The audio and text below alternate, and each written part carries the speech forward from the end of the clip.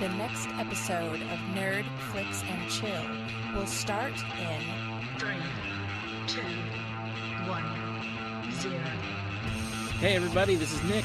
This is Carrie. And we are Nerd, Flicks, and Chill. Today we're talking about Rogue One, because we had the new Rogue One trailer that just debuted yesterday, and what were you feeling about it? What were some of your initial reactions? These reactions aren't going to be very popular, I'm afraid. Okay. So this is actually the second trailer. We had the teaser, and then we actually have now the full trailer, and then we also had the production reel that they put out a couple weeks ago during Star Wars Celebration, sorry. So this is now starting to finally see kind of the full story trailer going on, and I'm curious to hear what these unpopular thoughts are. So let's get right into that. Let's go right into it. I will say that I love this trailer. So let's hear your thoughts. Are you ready for my thoughts? Absolutely. Okay. Well, I thought out of everything that we've received so far, I thought this was the weakest. Okay. And I don't feel that it gave us anything new. I don't feel that it expanded much on what we've already seen. And the glaring issue that I have with it is that what could have been the big kicker at the end of this trailer was basically spoiled for us already 2 months ago, or whenever it came out, telling us that Vader was going to be in the movie. From Entertainment Weekly. Thanks, Entertainment Weekly. I think if that hadn't have gotten out, and even if it was just rumor that there was a possibility of Vader being in this movie, I think at the end of this, when we see the back of Vader's helmet, I think that would have been a huge, note to leave us on. And it was like, I already knew he was going to be there, so big deal. So I was really kind of let down by it. And going back this afternoon and watching everything that we've seen so far, I was the most jazzed from the reel from Star Wars Celebration. Well, I'll definitely agree with you on the Entertainment Weekly spoiling the Vader appearance. I thought that was ridiculous. I'm getting a little bit tired of Entertainment Weekly doing that. And it's probably an article they had planned long in advance, but there tends to be a history with them of being a little too far out in front of things, maybe going a little bit too far in what they're willing to spoil. I mean, they put it right on the cover of their fucking magazine. It's just a little bit frustrating that reveal had to be kind of put out in a magazine and put on Twitter before you could get to see it in the trailer. I do agree that it kind of took some of the steam out of the trailer a little bit. Well, especially since this trailer has been teased for so long. And we thought we were going to get this trailer at Star Wars Celebration. Yeah, this is not what was shown at Star Wars Celebration. Well, and then in that Star Wars Celebration, we got this production reel, which, I mean, is incredibly exciting. So I am not disappointed in that by any means. But we thought we were going to be getting a trailer, and we got nothing. I don't consider the reel a trailer, although I found it to be more exciting than a trailer. And then I think it was the build-up saying that was going to be shown on the Olympics on prime time. And so watching everything, and they saved it for the very, very end of the night at 11 o'clock. This trailer played. And then it played, and I thought it was a letdown. I didn't come away from it thinking, oh my God, I have to watch that again. I'm really excited. Oh my gosh, I can't wait to see it. It didn't build up any excitement. It didn't give me anything new. It was just kind of like, oh, that was it? I waited all that time for that? Okay, let me go back and watch the Celebration thing again, because that was better. Yeah, I completely disagree. I'm sure a lot of people do, and that's okay, and that's good. I'm glad people got excitement out of it, but I wish I could have shared it with you, because I was... When I look at some of the different films that have come out recently, particularly the ones that Warner Brothers has made, I feel like I see the entire damn movie when I watch the trailer. Like Batman vs. Superman, I feel like I saw the whole thing. I feel like with Star Wars, Disney is being smart in how they are putting information out there. You saw all those different trailers for The Force Awakens. None of them really gave away too much of the story, and they left some of the really cool bits to be determined when you actually saw the movie. That's true, but with each one of them, we got a little bit more, or there was something that we hadn't seen before, or it was something to whet your appetite even more. And this, granted, some of them were slightly different shots, but it was the same introductions of the same characters. And it didn't give me, I don't know, it just didn't expand on what we've already seen. Of course, I don't want them to spoil the movie. Well, other than what Entertainment Weekly did, I don't want too much, but this was just more of the same. Does that make any sense? Well, I don't think so. Okay. The only reason I say that is because, like, this is a film that we know how it ends. We know how it ends. We know how this whole thing is going to go down. What we don't know are the character moments within. We don't know which characters necessarily live or die. We don't know what the individual stories are. We know the overall arc and how it works out. And I actually would disagree in that I think this trailer did give us some new stuff. One of the things that I've loved about what JJ did and what Gareth Edwards appears to be doing is that they are showing us familiar stuff in a new way. So we're seeing shots of Star Destroyers that are being revealed in ways that we have never really seen before. Like the one that kind of comes out of the shadows. Just kind of a new look at something that's really familiar.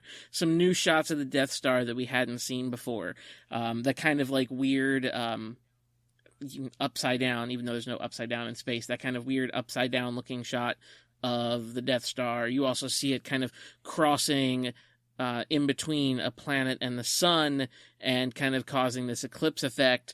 You also have that shot of Jyn Erso, and she's got the TIE fighter that pops up right in front of her. I think some of that stuff is new. I think some of it is exciting, and that's what's got me so fired up about the movie. Well, I enjoyed seeing and hearing dialogue from the new droid that we get to see. I don't know his name just yet, so I apologize.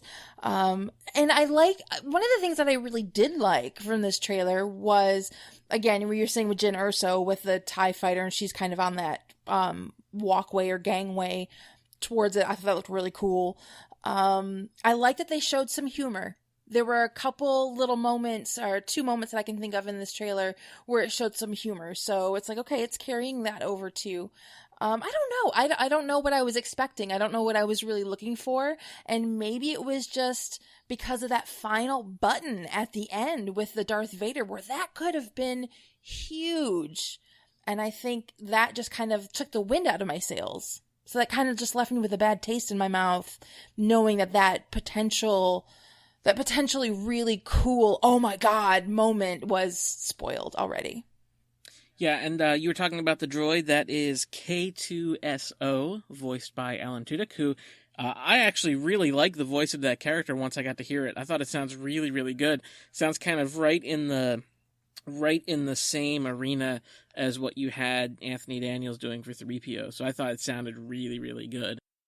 I thought he sounded good too, and I like the little bit that we got from Star Wars Celebration from their panel that they did, where it seems like this droid has a bit of a dry sense of humor about him. He's clearly an Imperial droid because you saw the Imperial logo on him. So it'd be interesting to see. I like the idea of a droid that gets kind of like turned and used against the Empire. I think that's kind of neat.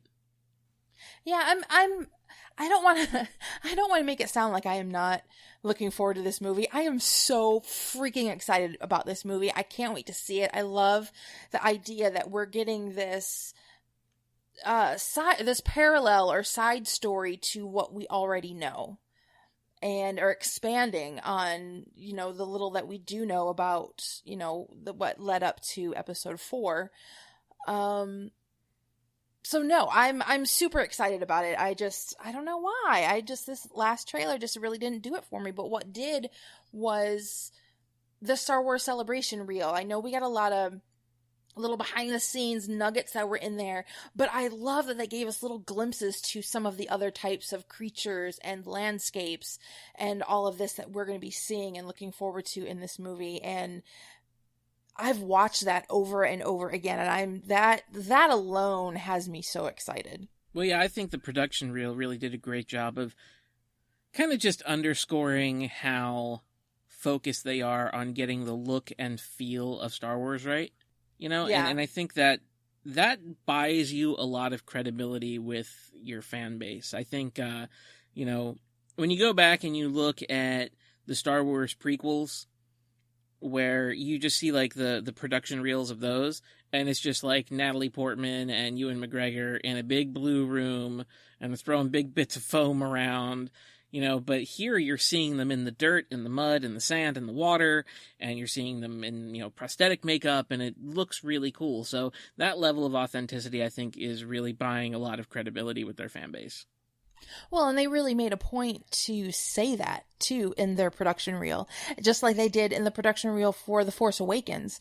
They made a really, which I thought was kind of a subtle FU to the prequels, and saying that, yeah, this is better than what you're going to see if it was all green screen. We're getting shots that you wouldn't have otherwise been able to get. It feels real because it is real. You know, and to me, it's just a little subtle FU to the to the prequels, and kind of like letting the super fans know, the people who didn't like the prequels and are diehard against them, that no, we got you. This is like how it was. This is like how you remember. This is what you wanted in the prequels, and we are going to give it to you, so it's in good hands. You know what I noticed that's kind of strange to me is that in the very first teaser that we got, we see Forrest Whitaker, and he's playing that character, Saw Gerrera. Yeah, he looks different in this trailer, doesn't he? He has a lot more hair in this trailer. Like he was completely bald in the first teaser, and he's got like a full head of hair, and I think his beard's a little bit different too. So I don't know if that's implying there's a passage of time, maybe a flashback, or maybe they, you know, when they did the reshoots, they reworked some stuff on his character. I'm not quite sure what that signals to me, but I think they can do the storytelling a little bit differently than they did in the saga films, because you have something that's kind of a separate entity in and of itself. So I think they can maybe, if they wanted to do things like flashbacks, they could do that. Oh, I'm open to it. I think this is going to be one hell of a ride, and I'm really looking forward to it. And I'm just going to be completely staying away from Entertainment Weekly because you guys pissed me off. Well, you know, I always wondered, kind of unrelated to this, is like, they were working on that Kit Harington, Jon Snow story for like a year. How did they keep it quiet the whole time? Well, see, that's the thing that is really curious to me, is knowing how Disney is with any of their stuff. They're super secretive about everything. The whole thing about Darth Vader, that would not have come out if it wasn't okayed by Disney. I really don't think it would have. I don't think that would have been some kind of a leak or something that they would have been able to squeak by, because that would have, if they would have leaked that without Disney's permission, then that would have jeopardized any of their exclusivity with other stories, with any of, you know, Disney, Marvel, Star Wars universe at all. So I for whatever reason, Disney, Lucasfilms, they had to have given the okay for it. And I think they've done a really good job with what they've done up to this point, with the exception of that. And I think that was huge. Well, what I think it could have been, if I had to, and this is just completely me just kind of spitballing here, what it could have been is that they were expecting that the trailer would have already been out. Yeah. And this trailer is actually late. And the reason it's late is because they went back and did the reshoots. Yeah, I think you might be onto something there. You might completely be right. And that to me sounds plausible. I mean, another thing that I was thinking of was that, you know, it was going to leak in another way, and they tried to, or decided to, beat it to, I don't know what, but I think yours is very plausible, because I really think they probably were anticipating having this trailer out for Star Wars Celebration too. Sure, and I think that might have a lot to do with it. Do you have any concern about the reshoots? I know you said no the first time, but what about after seeing Suicide Squad? No. Still no cause for concern? No, I'm not concerned at all. I mean, it's common. It's very, very common. And most movies do. And it's not going and doing pickup shots, as they're usually called, isn't a bad thing. Sometimes a shot doesn't come out the way they wanted it to. Or sometimes a take wasn't good. There was something wrong and they didn't see it when they were on set, so they redo it. Or sometimes they decide, you know what? This has got to be from a different angle, or there's some kind of continuity error in something and we can go in and fix it really quick, or whatever the reason is. And even it can be script changes, because maybe once they start editing things, maybe the story kind of starts to change, and some of the shots that they had, some of the dialogues that they had don't exactly fit, and they need to make a couple changes here and there. It's not that big of a deal. It's something that is very, very common, and it's not something that I'm worried about. Now, if it's done reactionary, like DC's were... But that's what it sounds like it was in this case. I didn't get that. I didn't get that it was. I'm not... Too dark, too much of a war film, lighten it up. Yeah, can't have war in something called Star Wars. Yeah. Heaven forbid. No, my issue with the DC one was that it was reactionary to what fans were saying. And granted, I am a fan of many things as well, but the fans aren't always right. Sure, absolutely. And when you are doing it as a gut reaction sometimes, and when it's thrown together, which we talked about this in our Suicide Squad review. I think everything that DC is doing is a gut reaction. It's being thrown together very quickly. It's not being thought out. So them doing reshoots doesn't surprise me. They apparently, I don't think they did well enough. They made it even more muddy, I'm guessing. But the fact that that the majority of movies go in and do some kind of a pickup shot, it doesn't bother me. I'm not worried. I think so far with The Force Awakens, I think they've done an excellent, excellent job. I'm not worried about it. I think it's going to be great. And I kind of like the idea of having a more war-like, gritty Star Wars movie. That doesn't bother me. Absolutely. I would love to see kind of a more realistic, kind of gritty environment for that. Absolutely. I think that would be great. I'm not concerned about the reshoots. However, I think what Warner Brothers did was disastrous to Suicide Squad. And I trust that Disney is managing their Star Wars properties a little bit better than that. So, I'm not concerned yet, but, I'll let you know in a couple months. Right. Well, I will say that one of the things that Disney, Lucasfilms, under the umbrella of Disney, and what's also under that is, Pixar, is Marvel. One of the things that they really, really excel at is their storytelling. And you can even have a really good, amazing, successful movie that, in the process of production, they decide to go a different route. That doesn't mean it's going to be bad. They've had a lot of about faces and changes within a production on all of these. And I think so far they've made some really good decisions, and seeing what we've been getting out of this studio for the last, decade, 5 years, to 10 years so far has been really, really strong. And if they felt that something needed to be reshot for whatever reason, maybe it was a little bit too dark and they wanted to lighten it up a little bit, maybe whatever the reason is, I trust them because they have a really good track record as of late. DC is another story, because so far everything that they've been producing and putting out, especially with those DC Universe comic movies, has just, to me, they've all been muddy and they've all been a mess. So I wouldn't trust anything. Yeah, I'm with you on that. That's definitely something that I would agree with. I want to talk about a couple of things that we did see in the trailer, some specific stuff. We did get to see a U-Wing. I thought that was kind of cool. We got to see a U-Wing in the trailer. It looks great.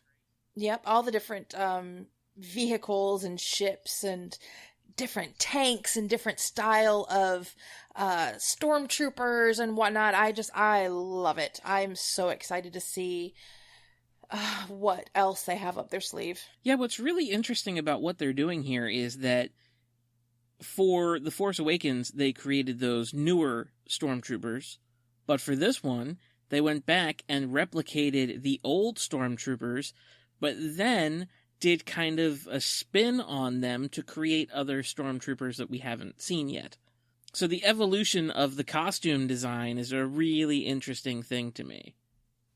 I think they've done a great job. I think so far in what we've seen, you know, all of the superficial things like the costuming, the sets, that they have shown us look really, really cool. I especially love the AT-AT walkers in the water in a tropical environment. Looks so cool. I also love that we only ever see them from the ground perspective. We don't really see from over top, so it makes them look all that much more imposing. Mm-hmm. Like one of the shots in this trailer that I loved is where he has the kind of rocket launcher on his shoulder and he fires at the walker and kind of, you know, hits it in the neck area. And that's just a great shot. It might be one of my favorite shots in the trailer, though I do love the Jyn Erso TIE fighter kind of face-off shot. I thought that looked really cool. Yeah, that did look really good. She appears to be limping in that shot, so I wonder if maybe she takes a little bit of damage. Yeah, who knows? There's going to be a lot going on here, and yeah, I can't wait. This could very well be a film where all of these characters die. Sure. They don't have any connection to anything else. Mm-mm. So they could very easily die. Yeah. I'm really curious to see how they interweave happenings or, you know, other characters or mentions of other characters. I mean, we know that we have Mon Mothma in this. We know that Vader's in it. So I'm curious as to what other crossovers we will have. I think there is going to be one more that I've heard hinted at directly from a character from the prequels that I think is going to be in this movie, who is referenced, I think, in episode 4 also. So we'll see if that pans out. All right. But, you know, it's interesting it'll be interesting to see if we get references to other characters, but I don't want it to kind of saturate the movie. Like, I like the idea of Vader because, for one thing, he's a masked character, so you don't have to worry about, like, you know, time. You don't have to, like, recast a young Carrie Fisher. You know what I mean? Right. So you can have that character. Plus, I think it would be neat, and I don't know if what capacity Vader's going to be in this movie. Like, will he be like what Batman was in Suicide Squad and just have a couple scenes on the periphery? Maybe. But you know, one thing we never really got was a scene of Vader really demonstrating his power. We've never gotten it. The closest we've ever gotten to it is when he's like fighting Luke in Empire. But we've never really seen him at full power. Like, we saw the old man lightsaber battle in A New Hope. Yeah. You know, we see him throw another old man over a balcony, over a railing. Well, Yeah, but he was also, I mean, that scene showed how strong he was because he was getting affected by that the force lightning wasn't really affecting him that much. So, I mean, whether that was his Vader suit or his strength, I don't know, but to me that showed that he was really strong. You know what I think would be really cool? What? In The Force Awakens, we saw Kylo Ren have some force powers that we had never really seen before. Like the ability to hold somebody's arm down, while doing other things, or to stop a blaster bolt in the middle, in midair. So cool. Yeah. Wouldn't it be cool if they were able to show Vader in a way that has him display his power in a similar way? That would be awesome. And I really liked what they did in The Force Awakens, where I'm trying to think of how to describe it, but it was almost like the Force had a look to it, like there was this like weird like vibration kind of. Mm-hmm. And I don't know if that is to characterize the fight within Kylo Ren, as he was fighting against it kind of internally, and so maybe that was giving it a little bit of that weird vibration kind of. But I mean, that weird vibration was in the blaster fire as it was being held in midair. You saw it when he was fighting Rey. It was affecting the air around them, kind of like if you're looking at like a barbecue grill and you see the heat through the air. Yeah, like it kind of reminded me of something like that, where it's there and you can almost see it, where it had kind of a vibration. I thought that was kind of cool, and it was really unique and different, and it made it be like a thing instead of, let me move my hand and then something moves over there. I don't know. I just thought it was something really neat. So I hope that they kind of play on that maybe with this. I don't know if maybe that's just going to be a later Force Awakens or, episode 8 and 9 kind of a thing within that package. But I liked that, and it's something that I hope that they kind of stick with. Yeah, it could be a great opportunity to kind of meld the older films in with the newer films a little bit better. Yeah. Like they can almost use these anthology movies to enhance the originals and then further establish the link to this new trilogy of The Force Awakens and Episode 8 and Episode 9. And no mention of midichlorians. Thank you. No, thank goodness for that. And I do understand that we're going to be visiting in Rogue One this ancient Jedi planet. Oh, like possibly the one that we saw Luke on at the end of Force Awakens? So I don't think it's the same one, because they have, it's definitely not the same one, because they have different names, and I can't remember what the names of the planets are. But the one that Luke is on... that would be interesting. The one that Luke is on has a different name than this, like, Jedi planet, this, like, ancient Jedi planet. I've been reluctant to read the articles. Like, I've seen the headlines, but I'm just so, like, spoiler conscious now that I am not clicking on the full articles. But I did see something about, like, an entire, like, planet that is almost like a mecca for Jedi. Like, kind of like the ancient ancestral home. And I wonder if that'll have some kind of implications with Vader as well. So, like, I don't know. I know they said that Vader isn't going to be very involved, but it could also be them downplaying it, and he might have some really cool shit to do. Because I would love to see, if you're going to have Vader in there, have it be more than just a cameo. Have it be an actual display of his power that we've never seen before that really elevates that character. There's no reason to have him in there unless you're going to do something with him. Yeah, I hope we get something more. I don't know why. I'm just still so bitter about that whole Entertainment Weekly thing. I just think that was just a colossal fail, and I can't move away from it for whatever reason. Yeah, the biggest surprise was you kind of had your legs cut out from under you. So I think it really did damage those last few seconds of that trailer, but whatever. I mean, it's a marketing piece. So I try not to put like too much into trailers. What I want from a trailer is something that is going to tease some of what you're going to see without giving you too much of the actual story. Like, one thing that I'm getting really sick of is when I see trailers that have scenes from the finale of the film in them. Yes. Yes. And I hate to beat this dead horse, but that second trailer for Batman vs Superman with Wonder Woman, is just so frustrating. It's so frustrating. So that's kind of my feeling towards these trailers. So I really thought this one was effective because to me it checked all those boxes. But one thing I wanted to ask you about, what were your thoughts on the music in the trailer? I love this, like, slowed down kind of eerie take on the music that we're already familiar with. I think it's cool. I really, really like it. And I like the fact that this is a prequel movie.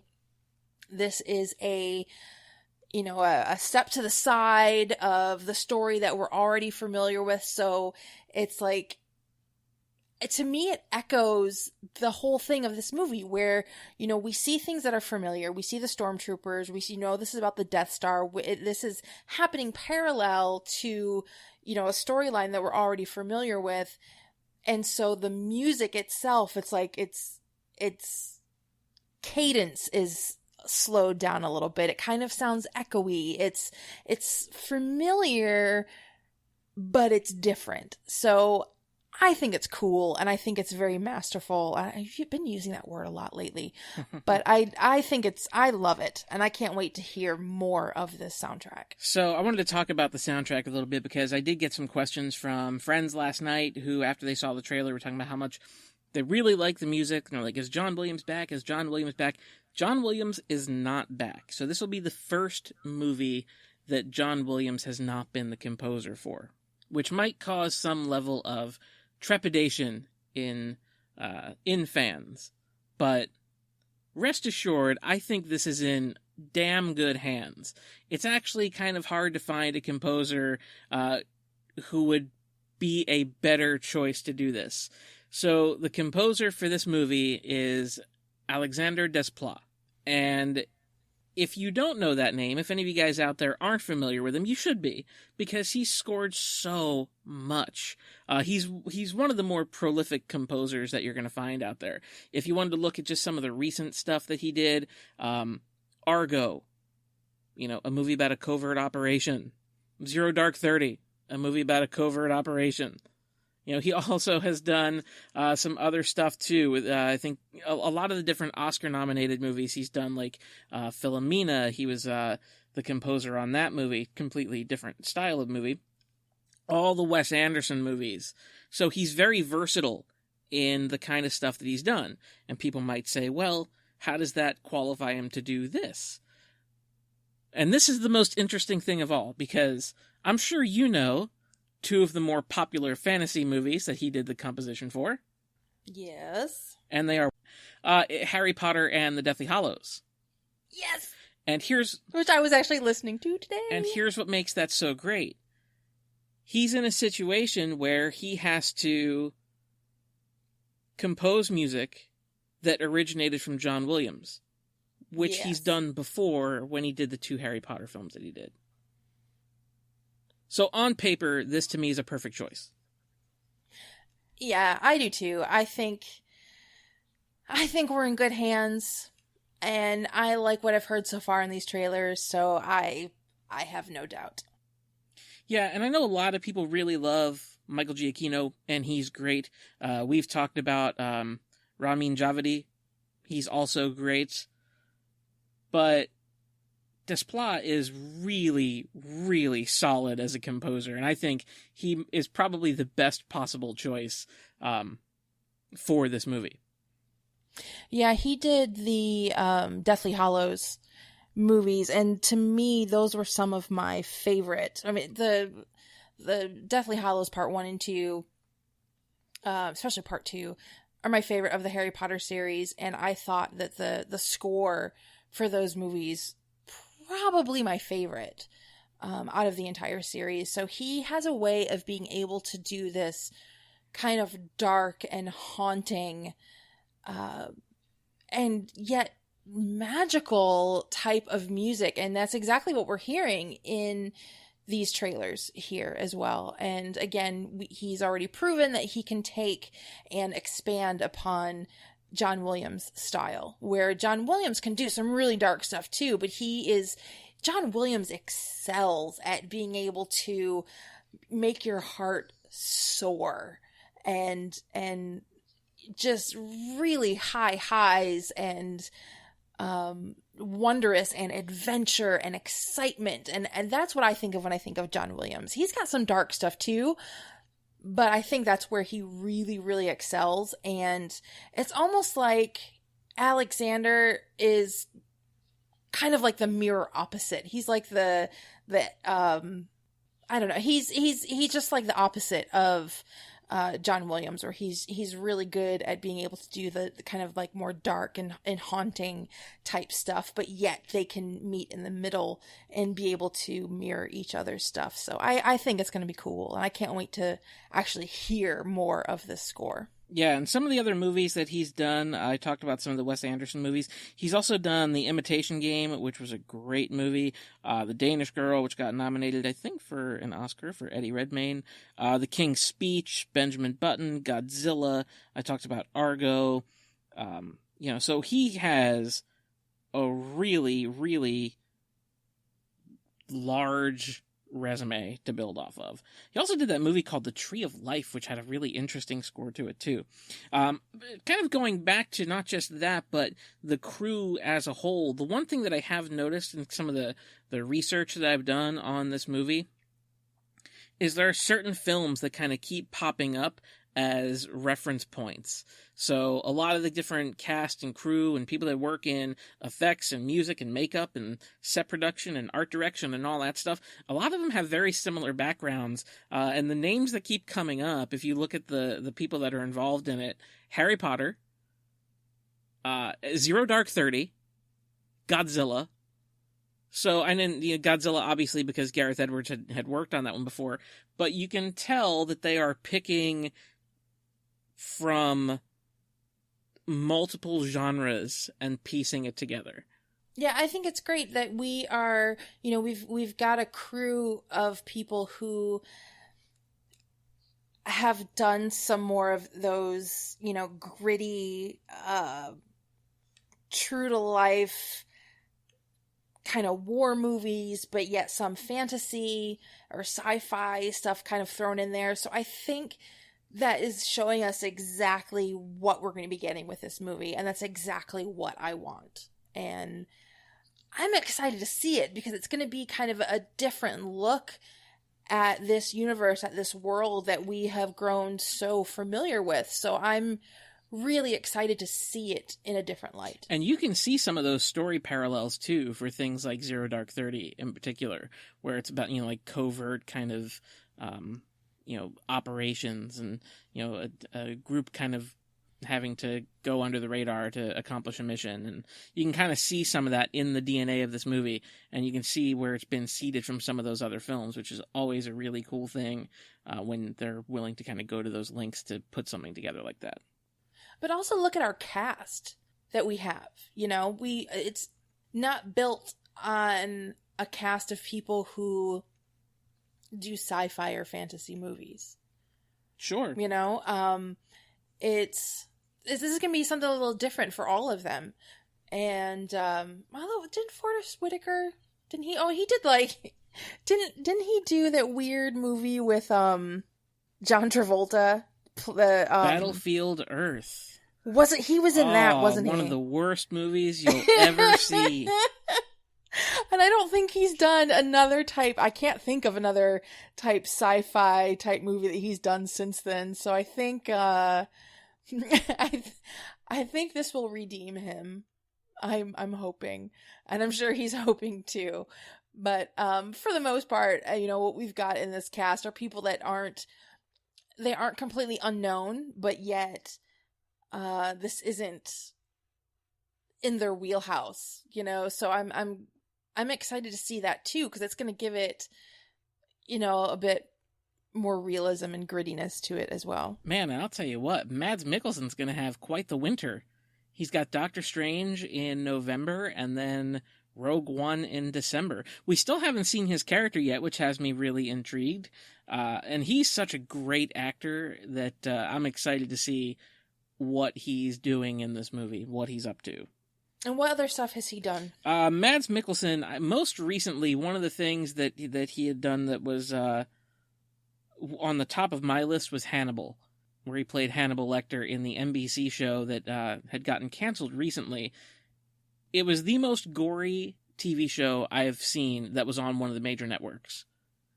And I think that was kind of part of the reason why it didn't last. But yeah, I mean, he's great in that. He was also in Casino Royale. He was in a movie called The Hunt that was really good also. So he's been around the block. He was in the War of the Worlds, not War of the Worlds, Clash of the Titans, the Clash of the Titans remake.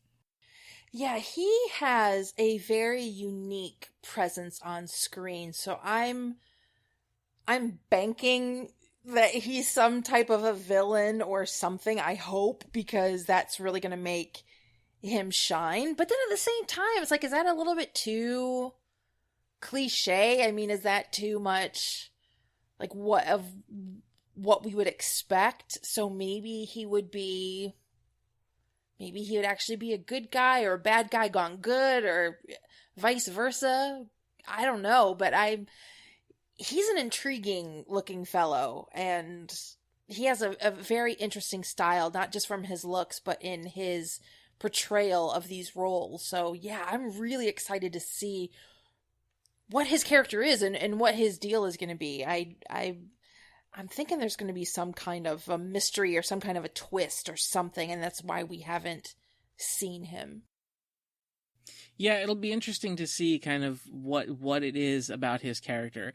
They had referenced that his character is some sort of scientist, which I don't even know what that looks like in the Star Wars universe, but it sounds kind of cool. Yeah, that's interesting, because anytime we've seen anything kind of, well, I mean, even remotely, I mean, we haven't really seen anything scientific. We've seen medical stuff, but it's all been droids. So I don't even know what that would look like either. Now, another thing about the cast that I do want to talk about is we now know that Vader is in the movie. We know that James Earl Jones is providing the voice, which awesome, as it should be. But it is not Hayden Christensen in the suit. Good. Yeah, they've gone with somebody completely different. They've gone with an actor named Spencer Wilding. Okay. I don't know much about this guy, but I do know he has been in a lot of stuff. So he is a fairly commonly used creature performer. Okay. So some of his credits include he was in Victor Frankenstein, which I did not see, Jupiter Ascending, which I did not see. He was in Guardians of the Galaxy. He's done some stuff on Doctor Who. He was in Wrath of the Titans, Ghost Rider. He was also a White Walker in Game of Thrones. Okay, well, there we go. He's fine. Yeah, he's 6'7". So it looks Holy like moly. Vader is back to being a big dude. Awesome. That's good. Because Hayden Christensen did not fill out that not suit at by all. any means. Oh, if you go... I don't even know how tall he is. If you look up pictures of Hayden Christensen in the Vader suit, it always pissed me off because, for one thing, he couldn't fill out the helmet. So there's like all this like empty space like behind the ears on the helmet when he would wear it. And then the shoulder pads, he couldn't fill those out either. He looked like Darth Vader's like son trying to put on Darth Vader's like costume, like when a kid puts on his dad's clothes in the closet. Yeah, Hayden Christensen's only 6 feet tall. And yeah, he wasn't broad enough, as you were just saying as well. It was almost like it was a little kid like dressing up. as Darth Vader or something. He didn't fill it out. So no, this guy is 6'7". Awesome. That's great. Because David Prowse, I don't know how tall David Prowse is, who originated Vader. I don't know. He was a big dude, though. He is a big dude, and he stinks too. Okay. And I know this from firsthand experience. He's a very pungent man. Let me see. I'm trying to find out David Prowse height. Come on, Google. Whoa, David Prowse is 6'5". So we have this guy that's 2 inches taller. Yeah, and you want to hear something really cool about David Prowse? Just while yeah. Well, it's not even cool at all. So, in between Star Wars and The Empire Strikes Back, David Prowse did an interview for a newspaper, and in the fucking interview, he gave away that Darth Vader is Luke Skywalker's father. He fucking completely spoiled the movie for everybody. So the fact that they spoiled that Darth Vader's in this movie is kind of tradition. I guess. But, like, I can think of no bigger plot twist in the history of movies than that one. And David Prowse just fucking threw it out there. Just ruined it. Yeah. And but that was back in the time of, like, print journalism, so only people that read that newspaper got that story. Right. But now, if that happened now, holy shit, man, careers would be ended. Yeah. Oh my gosh. Could you imagine them doing an interview for The Force Awakens, and spoiler alert, all of a sudden they let slip, oh yeah, Han Solo dies. People would lose their shit. Right. Well, and now I feel like there probably is a community out there for that. Like, I know in the lead up to The Force Awakens, I had to, like, very carefully guard what I was typing into search engines because I didn't want to get spoiled on certain things for The Force Awakens. I did a great job of avoiding spoilers on The Force Awakens. I'm doing pretty well with this one too. But yeah, same here. But it's weird because there is an audience for that, and I don't get it. I don't get why people want that. Yeah, there were people that were purposefully spoiling it for other people, and it's just, that's dickish. Like, don't do that. Yeah. It's some kind of a power grab move or something, and it's not funny. It's just, when you do that, you're not being funny. Nobody thinks you're funny, and you're instantly labeling yourself as an asshole. Exactly. I totally agree. The internet is full of whatever.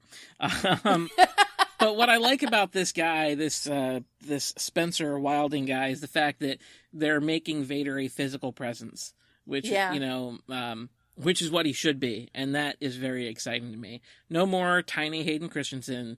They're going with a big dude, White Walker, which will be awesome. That's awesome. Yeah, very cool. And actually, if you Google pictures of this guy, he is absolutely enormous.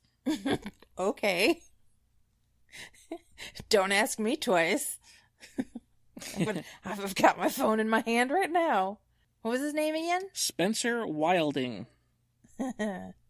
He's actually in Guardians of the Galaxy. He was the Was he Groot? No, he was the guard that had the headphones on. That put on Peter Quill's headphones. Oh, he has a very commanding presence then, because I remember that was a very hulking man. Yeah. So I think that's a great fit. I do too. Yeah, okay, yes, I do remember this guy. Yeah, he's a big, oh gosh. There's a picture of him online, and he's wearing some kind of dental, some kind of teeth, like fake teeth thing, and they're all sharp and pointy. It's very creepy. Oh, okay, I instantly like him. There's a picture of him on Google Images, and he's reading Harry Potter. Well, there you go. And the connections and crossovers continue. I know, I love it. But yeah, I think what you were saying originally is, like, this is a very diverse cast. When I say diverse, I'm not talking about, like, ethnicity or gender, which it is, but I'm talking about in their professional background. I mean, you've got guys that are Oscar winners and, well, women that are Oscar winners in this place too. So lots of great stuff from the cast, and I think that's another reason to be excited about that. Now, a friend of mine had said that he believes that the potential is there that this could be the best of the 7, soon to be 8 Star Wars movies. Do you think this movie has that kind of potential? Well, I think every movie has that kind of a potential, right? Maybe. I mean, sure, why not? I mean, like, I'll say that I think The Force Awakens is the second best Star Wars movie. I think it's the second best of the 7. I mean, but it also has the potential to be the worst. I don't think it's going to be, but before you see it, of course, any of them have the potential to be the best or the worst of anything. I think that there's no chance in hell it will be the worst Star Wars movie. No, I don't think so either. I can't be any worse. I got one in my pocket that is the ultimate trump card on the Star Wars movies. I got a big floppy eared fucking bit of CGI that'll just remind you instantaneously. Episode 1. Yeah. Yeah, no, I don't think it will be, but to say it has the potential to be the best, well, of course it does. It has the potential to be mediocre. It has the potential, I mean, that's not saying anything. It has the potential to be a movie that's going to be released. You know, it's just, that tells me nothing. I think I will be pleased if this movie is a separate story that is enjoyable and fun to watch. I'll be blown away if this is a film that is enjoyable and fun to watch, but also enhances the original films and also binds together the prequels and the original trilogy. Like the Force, it binds us together. Well, that's what they can really do with these movies. They can make them great on their own, but they can also really take the opportunity to add to the lore and the mythology and do things that you've never seen done before, which would really be awesome. And I hope they're taking that into consideration when they're mapping out their plan for all these movies. I hope so too. I love that the people who are working on this film are fans of the originals. The people who are working on this film, you know, have an incredible pedigree with them. So they're bringing not only their love of the original trilogy, but they are bringing with them an incredible amount of experience and proven experience with them. So they're showing us that they're going to be able to pull it off. And I really think that they will. I think Kathleen Kennedy at the helm of Lucasfilms has done an incredible, incredible job. And I don't think this is going to be any different.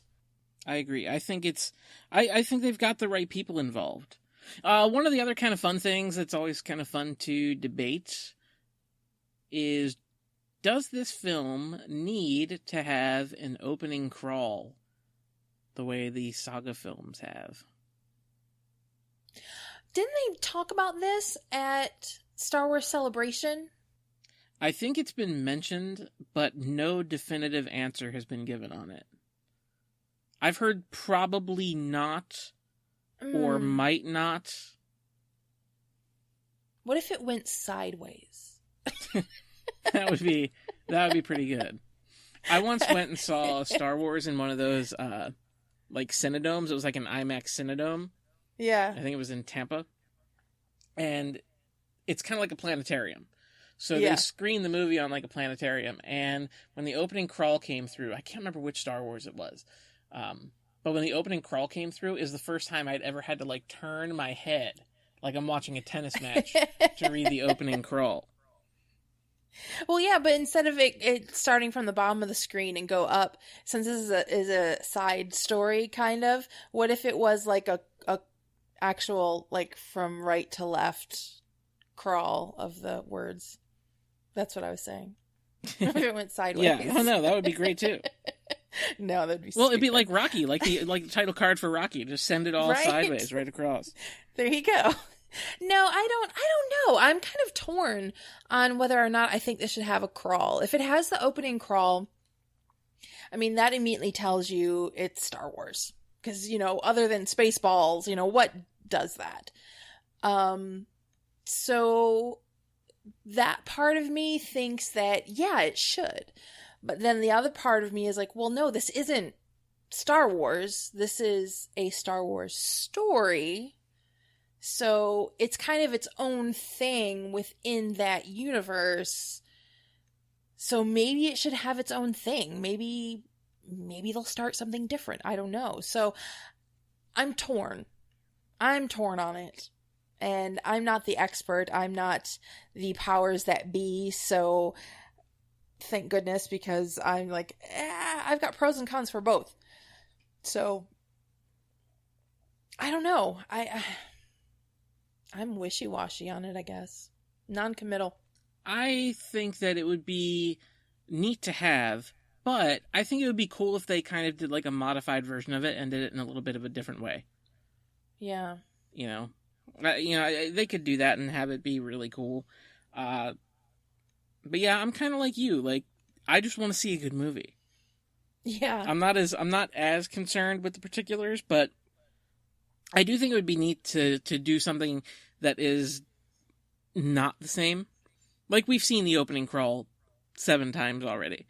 Like, let's see something a little bit different. You have this, like, series of anthology films you're going to do that can be kind of an experimental area for you in a way.